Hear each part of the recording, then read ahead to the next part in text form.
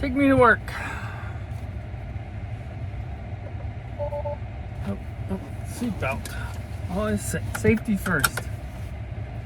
There we go. Alright, so I'm going to finish the story from yesterday. So, as you know, we moved from the one house, and literally the two houses. So we sold the one house on the water, we sold the other house that we had done the basement, the deck, the kitchen, and all that stuff, and we moved literally half a mile away. It was literally across the street, but this house is on the river. Beautiful house. Get there, find out there's water damage. We walk through the showing after kind of being ambushed because we didn't know there was water damage. And then when I look back at the listing, there was like a sentence at the bottom explaining that there's water damage. So we walked to the house kind of in awe because it was a beautiful house. The pictures they had were still from when the house was still in good shape. And so we go through the house, see all the damage and everything, and you know, my first inclination was we're gonna lowball this thing because it needs a lot of work, and it's a big house. So we go back and we're like, I can't remember what the number, 400 I think I started at. It's like, we'll give him 400,000. Oh, no, you know, and started the negotiation back and forth, and then at one point the seller's realtor ended up saying that he would take 650. He had listed for 750, but he would take 650. So I'm like, no, we're not going 650, we're not going 650, blah, blah, blah. And I can't remember if we came up at all or anything, and we just kind of went back and forth. And it was literally weeks agonizing about it. Should we just pay the 650, just get it? It's a dream house. But I just knew it was going to take a ton of work. Literally months and months of work. So we went back and forth, and I'm trying to think exactly how it happened.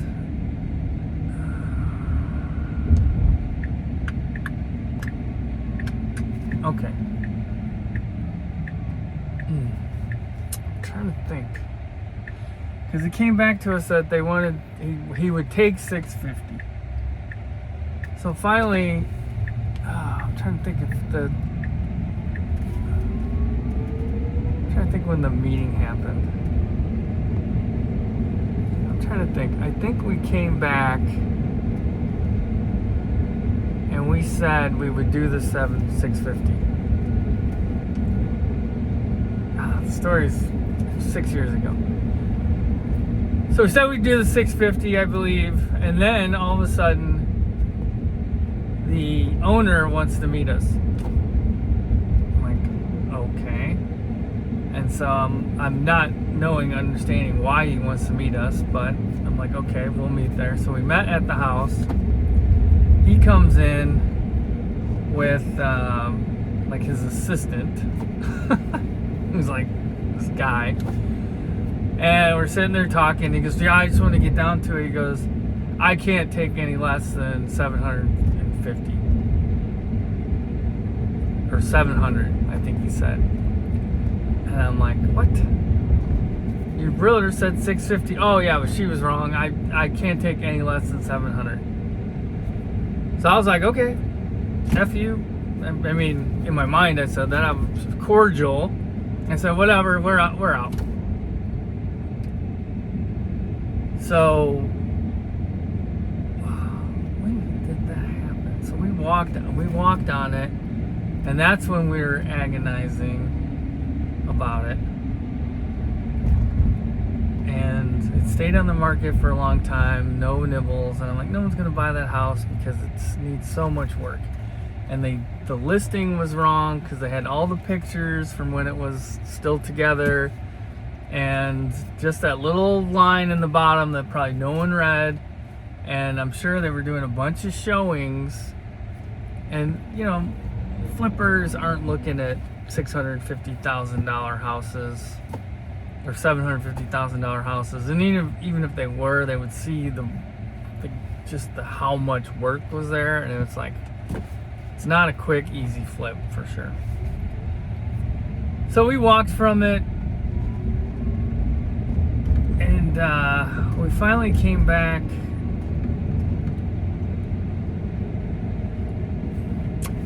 I think, God, I can't remember what exactly it was, because we had that meeting, and then I walked, and then I think we came back and said we would pay his price. So maybe it was $700,000 or $750,000. I don't remember. So we came back and we said we'd do it. That was on a Thursday. Contacted our realtor. She contacted their realtor. Their realtor came back and said, "Oh, I'm so glad you're going to take his offer." And we're like, okay, whatever. So we waited Friday, over the weekend, Monday, Tuesday. We're talking, we're like, there's not a usually realtors get contracts over you super fast. So we contacted our realtor and said, what's going on? So she contacted the other realtor, and that ended up, just so happened, after months and months and months on the market, they all of a sudden came up with, they have another offer. And we're like, okay, that's weird. And I guess it was a cash offer. We were gonna do like a bridge loan with our bank. The bank was gonna loan us some money until we fix it up and refinance it. So we're like, what? And so he said, and the owner is gonna make his decision in the next couple of days. Well, 2 days pass by, 3 days pass by, and we get the call from our realtor, and she's like, yeah, they went with the other offer. It was cash offer, full ask, $750,000. We're like, oh, what the hell? So after finally agonizing for weeks and weeks about it, finally deciding to do it, and then just getting it ripped out from underneath us was just heartbreaking. So, I would still drive out by the house and look at it. I remember one night I took my son out there, and for whatever reason, there's not a lot of fireflies in the area anymore, but that night there were literally hundreds of them in the yard, and I'm just like, oh man, it's like this would have been so great. And it's a horrible feeling. So we kind of let it go, and I did drive by it a couple times to see if people were working on it and stuff. It never said that it really closed, and I don't know if I was really checking if it was closed. But I drive by, and there was somebody working on drywall in there, and it ended up the drywall work was being done by by the guy, original owner of it, was still fixing it up. So the other deal with it was, because of the water damage, there was an open insurance claim. And part of this guy's deal was, I'll split. He already had gotten money, like an initial check, but after the work was done, he would get another big chunk, and he said, once the work's done, I'll split that money with you after the closing. So that's the business we're in. We do that.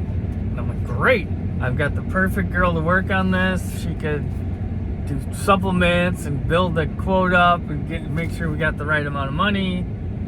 And we did do a lot of work on the claim. Well, this was after, so we're out of the running, and we're just sitting there waiting for the next owner to come in there and fix it up. Well, I kind of had forgotten about it because it was months, 2 or 3 months. I had totally forgotten about it, and then all of a sudden I get a Zillow alert. House that you have saved is up for sale. I'm like, what? So I look at it, and it's the house, and it's back up on sale. It's back up for $750,000, and I'm like, so we contacted our realtor. They contacted the other realtor, and it ends up that the cash offer never came through, and it ends up that the realtor never verified that they had the funds, so they didn't even have the money. So I'm like, all right, we got him right where we want him. You know, not paying $750. I'm not paying $700. I'll pay $650, and that's the best offer we're gonna give him, because that was the number that he was gonna take before, and I had that number in my head. So we go back, and I told our realtor, I said, we'll go $650. Do not have that guy call me. A couple hours later, the dude's calling me. I'm like, oh shit. So I pick up the phone, and he's and hawing and saying things like, oh, can we just do 7? Can we just do 7? You know, blah, blah, blah. And I'm like, listen, man, I know the house, how much work it's going to take, and even the stuff that doesn't need to be replaced is going to need to be replaced soon. You've got windows that are 20 years old, you got this, that, and I threw a bunch of stuff at him, and he's like, got quiet for a minute, and then he's like, I'll tell you what, man, we'll do it. Let's just do it. He goes, this house, I guess he got divorced. He lived in the house with his wife and his son, and then the wife, ended up getting divorced, and he lived there basically by himself for a while, and I guess there was a lot of good memories and then bad memories too. So he was like, I just want to get rid of this thing. It's been hanging around my neck. So like, I'll do the $650. I was like, yes, okay. So we got the house. So we ended up closing on it at the end of 2019, and then started working. We did a lot of work to the house. We painted the entire house. The entire house. I mean, I had one guy that was kind of service guy for us, and then another guy that did some work for us, and myself. And once in a while, another guy would come in during the day, and we would work, fixing stuff, electric stuff, whatever. Paint. I did a lot of painting myself. We put up all the light fixtures. We made some big changes. You know, not structural changes, but we like added a couple closets to make. You know, it was a 3-bedroom, 3 full bath, 3 half bath house.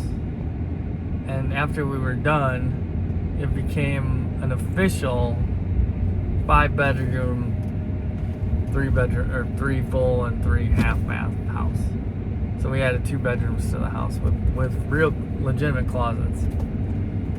Very small little wall that needed to be built in 2 of the rooms and made it into bedrooms. Beautiful. Redid all the bathrooms, tiled the kitchen, tiled the foyer. Had about 6,000, I think, or 6,500 square feet of wood floor installed. What else did we do? Jeez, we redid the whole kitchen, the laundry room. We had the bathrooms that needed to be rebuilt, got rebuilt. We redid a whole shower stall where it was like a plastic insert type thing. We did a nice tile insert, beautiful shower. All kinds of stuff. New light fixtures all over. Had can lights all around the outside soffits of the house. Went around and changed all those out to the new LED type, so you could flip those on and it was bright as hell. We did a ton of work to the house. It took 3.5 months. Funny thing is when we started in December, the world was great. Actually, it might have been January we started. I think we started planning in like December. I think we closed in December maybe. Or we closed in January. I don't know. It was winter time. And we had started. And all of a sudden, I'm starting to hear stuff about this sickness in China spreading and people dropping dead in the streets and all this stuff. And wow, that's weird. I hope that doesn't come here. And then I remember, because we went on a vacation to Mexico, And the right before I was at the house with the guys, and we had a bunch of stuff, cardboard boxes and stuff we were burning, and we were kind of talking about it and stuff. And then I went on the vacation, and I remember like waking up and I'd kind of look at my phone, see news stories and videos of the stuff going on. I'm like, this is insane. And then you start hearing about some cases in the United States. Well, all of that was started going on while we were working on this house. And met the neighbor. The neighbor's like an older guy, but he's a close talker, so he gets real close to you, and like there's a disease going around that no one knows what the hell is going on with it, and this guy is like right in your face. It's like, dude, do you watch the news? But as time went on, you know, things started finishing up and stuff right as that stuff started really cooking. And we were still at the other house, and we had a closing. Somebody bought the house. I think we got an offer the first week, and like I said, the people got a great deal. But offer the first week, we were closing on that, and then the other house, the lake house, was also under contract too. But so while we were waiting for the closing, I would go over during the day, and there was one thing left to do, and that was the master bathroom, which is this huge master bathroom with high ceilings and everything. And because of the water damage, it had kind of stained the skylights, and there was a bunch of, you know, the paint was not the best, so I had to go in there and do a lot of repair work and then paint it. So that literally, I think I went over there for 2 weeks straight just by myself painting. And it was right when things started getting locked down. You know, in our old house, I would work out in our basement, and I'd watch like press releases and these conferences they were having with these experts and all this stuff. And I ended up, and then during the day, I would go over mid-morning probably, and I would paint. And every day, you know, Trump would have a press conference, and I'd listen to the press conference. It's really, I was never political before that. I could give two shits about any of it.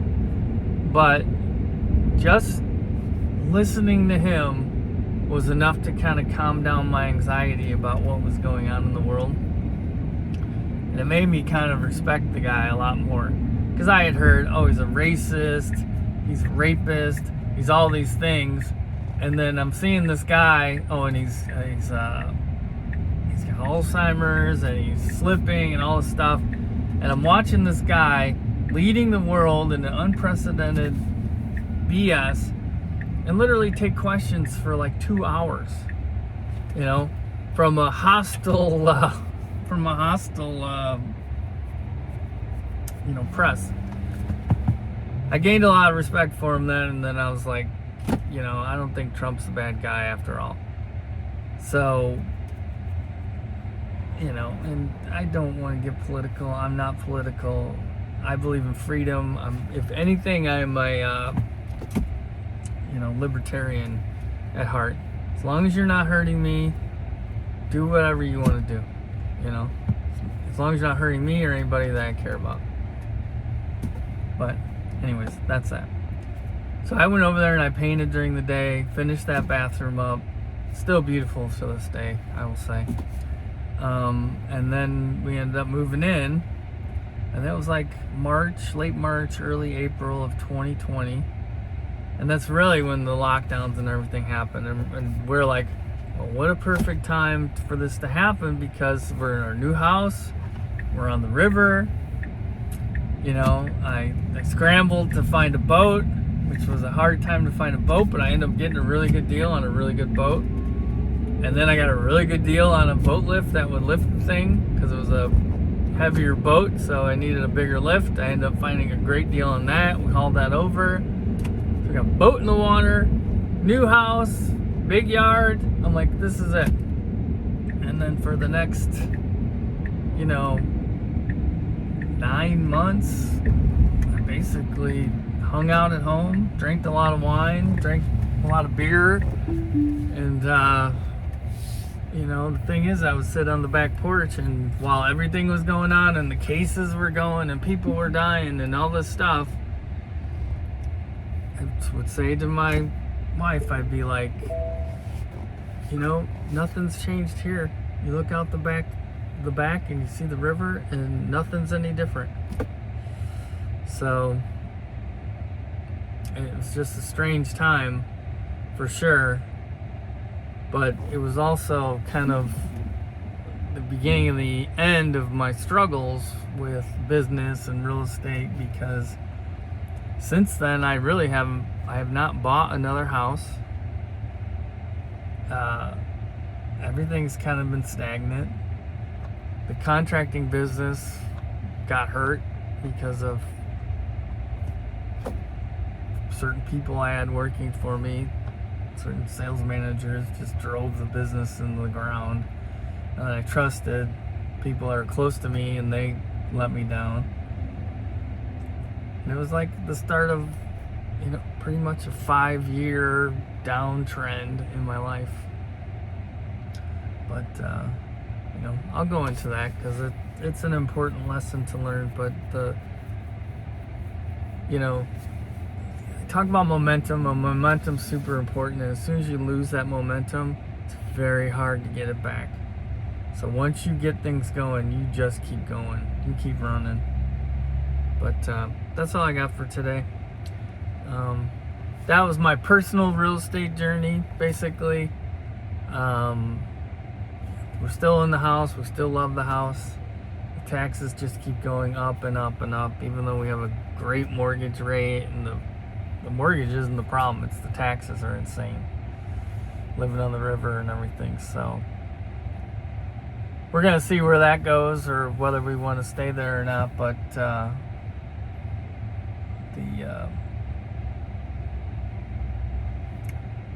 we're just going from there, and maybe I'll go back and I'll talk about real estate for the investment side of things, because that was like a dual track that I had. And I always believed that your house is your biggest asset, and if you buy your house right, put a little elbow grease into it, it is a great asset and a great way to make money. Where some people disagree with that, they say don't invest in your own personal house. I think if you do it right, you can make money. My idea was, and goes way back to 1995 when my dad built that first house for me, was to live in that house for 2 years, because I think then the capital gains dropped off of it, and then sell it, take that money, buy the next house, but have the same mortgage but a bigger house, and then do that again and again and again. By the time you're living in $1 million house, your mortgage would be the same as it was on that first $117,000 house. And that was kind of what I wanted to do, and I totally got sidetracked, but it's definitely something that you can do. Another thing that my dad and a real estate buddy of his said, if you buy a house every year and rent it out,